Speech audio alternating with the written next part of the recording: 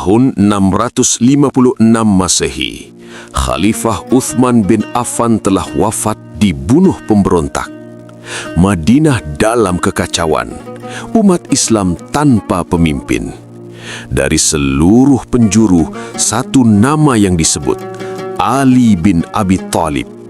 Tapi Ali menolak.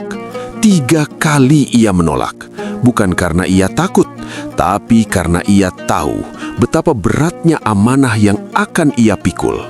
Ia tahu bahwa menjadi khalifah bukan tentang kekuasaan. Ia tahu bahwa di depannya hanya ada duri. Ya Ali, umat butuh pemimpin, tidak ada yang lebih layak darimu. Aku lebih baik menjadi menteri kalian daripada menjadi amir kalian. Tapi jika kalian membutuhkanku, aku tidak akan lari dari amanah.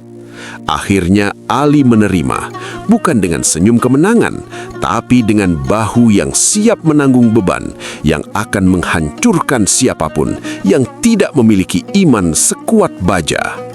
Ali bin Abi Thalib menjadi khalifah bukan untuk dirinya sendiri. Hal pertama yang ia lakukan setelah dibaiat, mencabut semua keistimewaan yang diberikan secara tidak adil, menyamakan semua hak, dan menegakkan hukum tanpa pandang bulu. Pernah suatu hari, baju besinya dicuri. Ia menemukannya dijual di pasar. Ia membawa pencurinya ke pengadilan, seorang Nasrani. Tapi ketika hakim memutuskan berdasarkan kesaksian yang kurang, Ali menerima putusan itu dengan lapang dada. Karena hukum harus berlaku sama untuk semua. Ya Amiral Mukminin, kesaksianmu hanya dari anakmu, tidak cukup untuk menghukum terdakwa. Hakim telah memutuskan dengan benar. Jika aku tidak bisa membuktikan, maka hukum tidak bisa memihakku hanya karena aku adalah khalifah. Terdakwa Nasrani itu terdiam, kemudian berkata, "Ini bukan hukum manusia, ini hukum para nabi."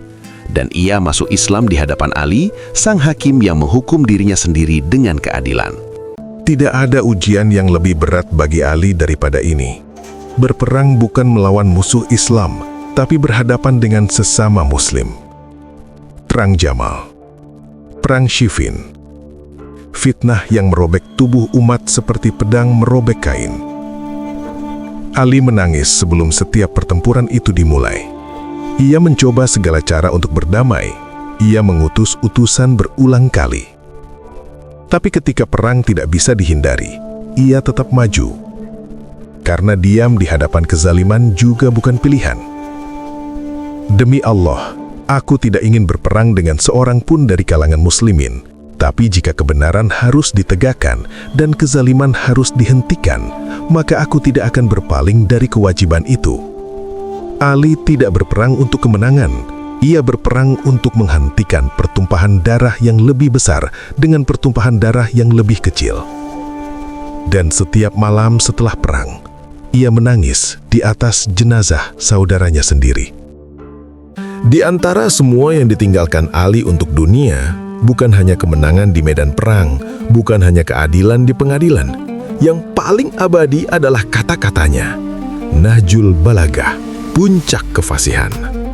Kumpulan khutbah, surat, dan hikmah yang hingga hari ini dibaca oleh jutaan manusia di seluruh dunia. Ali berbicara bukan untuk terdengar bijak.